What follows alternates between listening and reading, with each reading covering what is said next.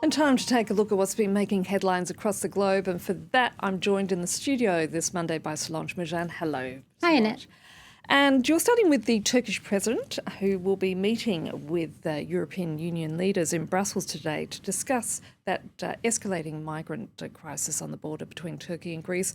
So I'm interested to know, how are both Turkish and Greek papers covering the event? As the Daily Sabah, the pro-government Turkish paper, explains, Recep Tayyip Erdogan called yesterday on Greece to open its borders. This is a week after Ankara announced it would no longer stop migration to the European Union, leading tens of thousands of people to try and break through the land border between Greece and Turkey. Now, the paper says that the European Union is in denial, that they're blaming Erdogan of, quote, migratory pressure for political purposes. But for Ankara and the Daily Sabah, it's the EU that hasn't followed through with its promises. Now, the Greek paper, Katamarini, says this conflict isn't just about the Turkey and the European Union, but increasingly it's a Turkish-Greek issue as well. The paper says in its editorial that Greece has, in closing its borders, sent the signal to Erdogan that, quote, Greece is not a dumping ground, that it will protect its borders. And the paper says that Prime Minister Mitsotakis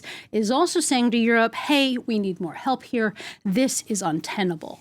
And that anger in Greece about the worsening migrant crisis made it to the front page of the, not the Herald Tribune anymore, the International New York Times. Indeed, it used to be the Herald. It is now I'm quite sad they changed the name. Anyway, the Times says that frustration in Greece is palpable, that there's been a government crackdown against migrants. And angry residents of Lesbos, for example, are turning against migrants. The same people that were nominated for the Nobel Peace Prize in 2016 are now rounding up migrants, harassing aid workers, setting fire to camps.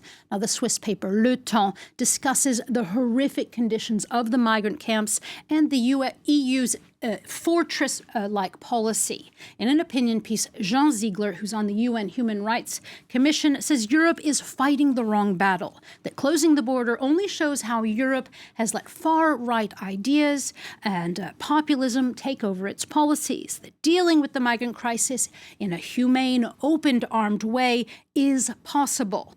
But instead, Brussels is doling out money to security industries and to Turkey, and all a money-fueled policy that's illustrated in a cartoon by Al Arab, where you have Erdogan holding up a gun of migrants and Europe, its pockets full of cash, holding its hands up saying, hey, we're ready to pay up. Now, Turkey's not just in the headlines because of this border crisis, but also because of International Women's Day, which, of course, was yesterday. Yeah, The Guardian takes us through the many, many rallies and protests across the globe for International Women's Day. And they explain that some of those sadly turned violent. In Ankara, for example, police fired tear gas on thousands of Turkish women. A muscled move that was also sadly used in France. Now, the Huffington Post, the French version of the site, tells us that on Saturday night, police in Paris pushed women protesters, dragged some of them down steps of the metro, and resorted to really violent measures against a peaceful rally of women.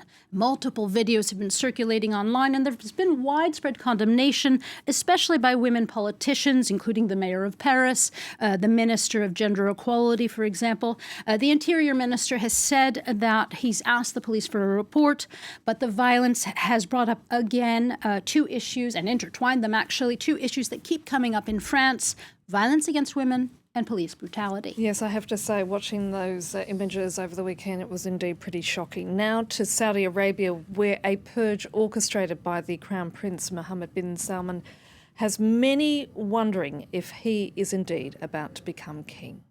As Le Figaro tells us, MBS had his uncle and his nephew, as well as many other members of the royal court, arrested. Now, the news broke Friday and led immediately to speculation that King Salman was dead or dying. But to hush such rumors, pictures of the king were published, as we can see on the cover of Arab News, as the king swore in new ambassadors to Ukraine and Uruguay.